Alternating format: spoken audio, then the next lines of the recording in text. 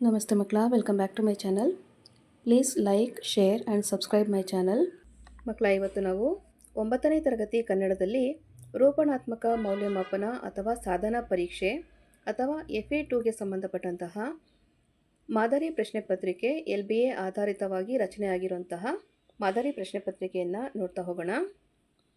ಕೆಳಗಿನ ಪ್ರಶ್ನೆಗಳಿಗೆ ಅಥವಾ ಅಪೂರ್ಣ ಹೇಳಿಕೆಗಳಿಗೆ 4 ಆಯ್ಕೆಗಳನ್ನು ನೀಡಲಾಗಿದೆ. ಅವುಗಳಲ್ಲಿ ಸೂಕ್ತವಾದ ಉತ್ತರವನ್ನು ಆರಿಸಿ ಕ್ರಮಾಕ್ಷರದೊಂದಿಗೆ ಬರೆಯಿರಿ. ಪ್ರಶ್ನೆ 1 ನೋಡಿ ಮಕ್ಕಳ.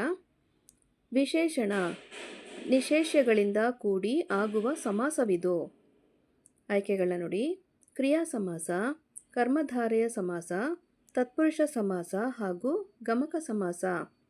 ಸರಿಯಾದ ಉತ್ತರವನ್ನು ಬರೆದು ನಿಮಗೆ ತಲಾ ಒಂದೊಂದು ಅಂಕ ಸಿಗ್ತಾ ಹೋಗುತ್ತೆ ಮಕ್ಕಳ. ಪ್ರಶ್ನೆ 2. ಪ್ರಾರ್ಥನಂ ಈ ಪದದಲ್ಲಿರುವ ವಿಭಕ್ತಿ ಪ್ರತ್ಯಯವಿದು. ಆಯ್ಕೆಗಳು ಪ್ರಥಮ, ತೃತೀಯ, ದ್ವಿತೀಯ ಹಾಗೂ ಪಂಚಮಿ. ನೆಕ್ಸ್ಟ್ ಹೆಡಿಂಗ್ ನೋಡಿ. ಕೆಳಗಿನ ಪ್ರಶ್ನೆಗೆ ಮೊದಲೆರಡು ಪದಗಳಿಗಿರುವ ಸಂಬಂಧದಂತೆ ಮೂರನೆಯ ಪದಕ್ಕೆ ಸರಿಹೊಂದುವ ಸಹ ಸಂಬಂಧಿ ಪದವನ್ನು ಬರೆಯಿರಿ. ಮಕ್ಕಳ, ಇದು 1 ಅಂಕದ ಪ್ರಶ್ನೆ ಆಗಿರುತ್ತೆ. ಪ್ರಶ್ನೆ 3 ನೋಡಿ. ಬಿಸಜ ಪೀಠ ಬ್ರಹ್ಮ ಶಕ್ರ ಡ್ಯಾಶ್ ಅಂತ ಕೊಟ್ಟಿದ್ದಾರೆ. ನೆಕ್ಸ್ಟ್ ಹೆಡಿಂಗಲ್ಲಿ ಕೆಳಗಿನ ಪ್ರಶ್ನೆಗಳಿಗೆ ಒಂದು ವಾಕ್ಯದಲ್ಲಿ ಉತ್ತರಿಸಿರಿ. ಮಕ್ಕಳ, ಇಲ್ಲಿ 3 ಪ್ರಶ್ನೆಗಳಿರುತ್ತೆ.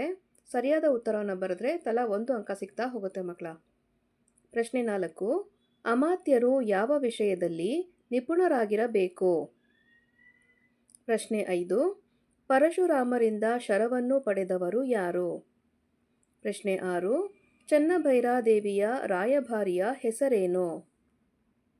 ನೆಕ್ಸ್ಟ್ ಹೆಡಿಂಗ್ ನೋಡಿ.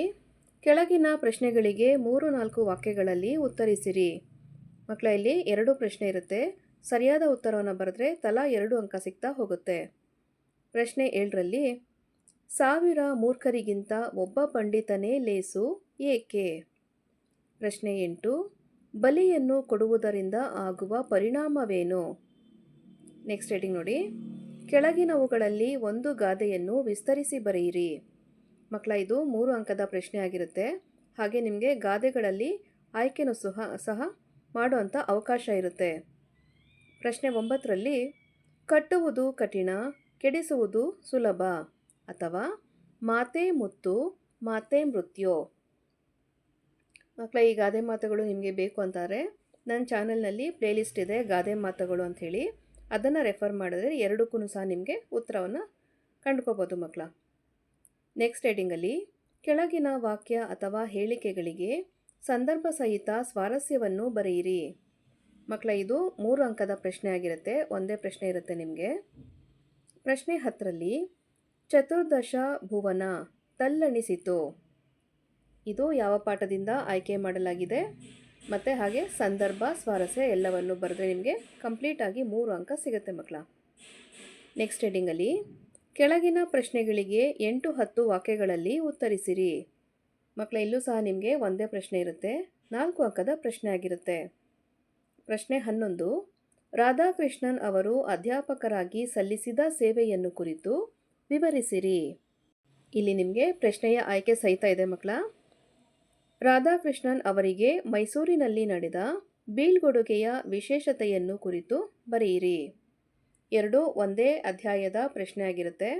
ನಿಮಗೆ ಯಾವ ಪ್ರಶ್ನೆಗೆ ಸರಿಯಾದ ಉತ್ತರ ಗೊತ್ತಿರುತ್ತೋ ಆ ಒಂದು ಪ್ರಶ್ನೆನ ಆಯ್ಕೆ ಮಾಡಿಕೊಂಡು ಕಂಪ್ಲೀಟ್ ಆದಂಥ ಉತ್ತರವನ್ನು ಬರೆದು 4 ಅಂಕಗಳನ್ನ ಪಡ್ಕೊಳ್ಳಿ ಮಕ್ಕಳ. ಓಕೆನಾ ಮಕ್ಕಳ? ಇಲ್ಲಿಗೆ 9ನೇ ತರಗತಿಯ ಕನ್ನಡದಲ್ಲಿ ರೂಪಣಾತ್ಮಕ ಮೌಲ್ಯಮಾಪನ ಅಥವಾ FA2ಗೆ ಸಂಬಂಧಪಟ್ಟಂತಹ ಮಾದರಿ ಪ್ರಶ್ನೆ ಪತ್ರಿಕೆ ಮುಕ್ತಾಯಗೊಂಡಿದೆ. ಈ ಒಂದು ವಿಡಿಯೋ ನಿಮಗೆ ಇಷ್ಟ ಆದಲ್ಲಿ ದಯವಿಟ್ಟು ನಮ್ಮ ಚಾನಲ್ನ ಲೈಕ್ ಮಾಡಿ, ಶೇರ್ ಮಾಡಿ, ಸಬ್ಸ್ಕ್ರೈಬ್ ಮಾಡಿಕೊಂಡು ನಾವು ಹಾಕುವಂಥ ಎಲ್ಲ ವಿಡಿಯೋವನ್ನು ನೋಡ್ತಾ ನಮ್ಮನ್ನು ಎನ್ಕರೇಜ್ ಮಾಡ್ತಾ ಹೋಗಿ ಮಕ್ಕಳ. Thank you for watching. Bye bye.